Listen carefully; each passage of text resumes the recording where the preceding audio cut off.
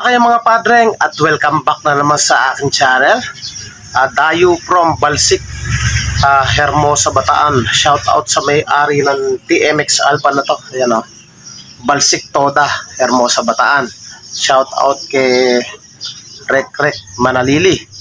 So dinala niya rito yung kanyang motor.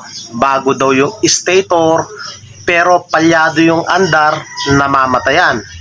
So ano nga ba ang pinagmumulan nito? Pinalitan na daw ng stator pero palyado pa rin. Sa pagto-troubleshoot ng ganitong klaseng issue ng motor o ng sira nito, dapat hindi natin hinuhulaan yan. Dapat step by step tutumbukin natin yung eksaktong sira nito. So sa video na ito, ituturo ko sa inyo detalyado kung paano natin papatinuin itong andar ng TMX Alpha na to. Kaya naman kung gusto mo yung ganitong tutorial at bago ka lang sa aking channel, huwag nyo pong kalimutan na paki-like at paki-follow na rin yung ating Facebook page. Paki-subscribe, paki-hit yung notification bell para updated kayo sa mga videos na kagaya nito. So tara, simulan natin.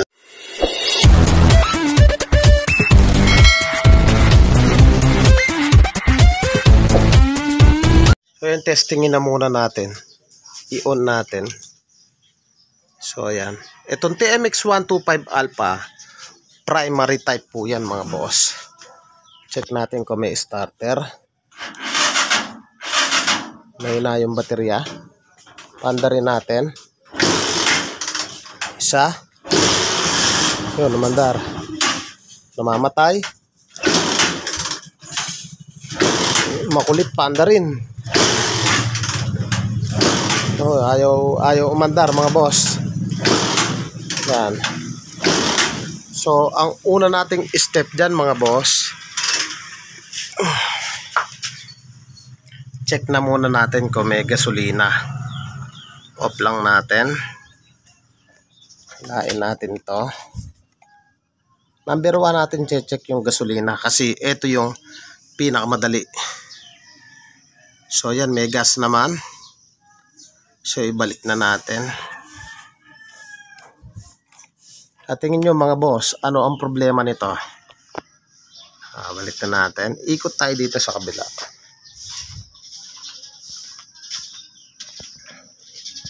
Tanggalin natin to. Yung kanyang high tension wire. Check natin yung kanyang kuryente. So dapat at least 1 cm ganyan yung layo. Dapat maglalabas po yan ng kuryente. So tatadyakan natin yan. Pituloy tayo sa kabila.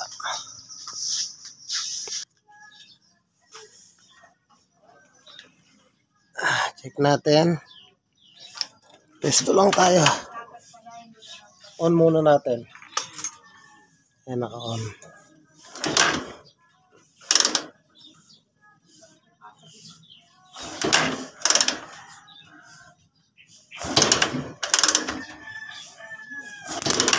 Malakas ang kuryente mga boss. Oh, malakas. So sa tingin nyo, anong problema nito? So malakas yung kanyang kuryente. So syempre, pag malakas dyan, mag-check tayo dito sa kanyang spark plug. So tanggalin natin yan. Walang tayo ng pantanggal.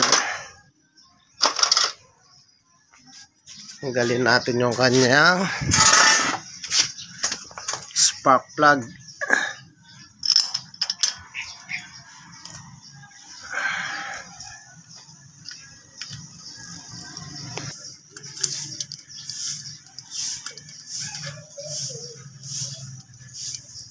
Na, shout out kay paring Olen, OMG. Paki-follow nyo po yung kanyang Facebook page. So ito yung kanyang spark plug. Yan. So check natin to. So lilinisan muna natin. So ayan mga boss, nalinisan na natin yung kanyang spark plug. So ang issue ng motor ni boss, makulit pa andarin, namamatay at hard starting.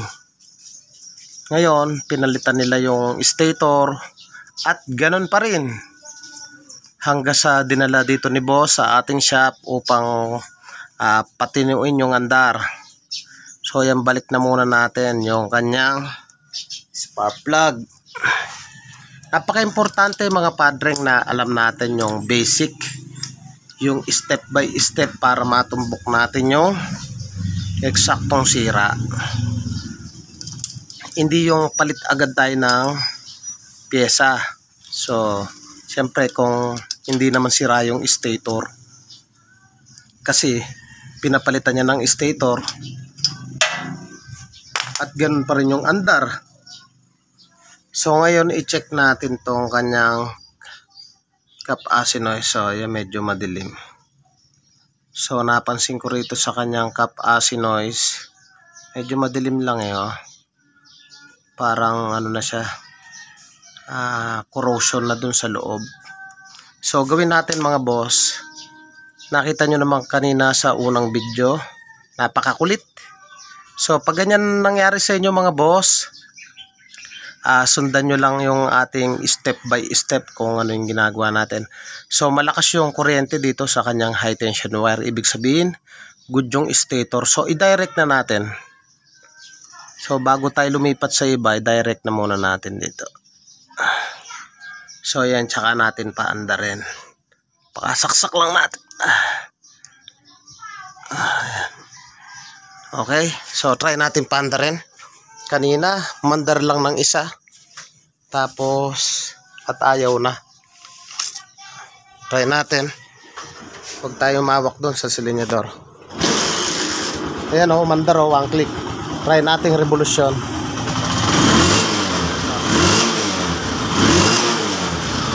Diba mga boss o, patay natin, on uli natin. Try natin dito. May na ang baterya. O, kick natin. Nakita nyo mga boss o, one click o. So bali ang issue ng motor ni Padreng mga boss, pinalitan ng stator kasi nga daw namamatay-matay.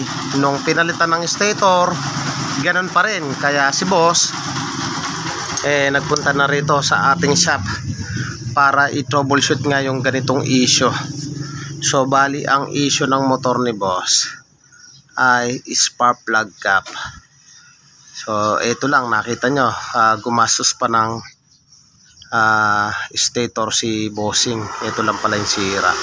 So magkano lang naman ito mga padreng. Kung nagustuhan nyo yung ganitong tutorial at bago ka pa lang sa aking channel, huwag nyo pong kalimutan na paki-like, paki-follow na rin po yung ating Facebook page, paki-subscribe at paki-hit na rin po yung notification bell para updated po kayo sa mga videos na kagaya nito. Thank you po sa inyo, God bless at mabuhay po kayo.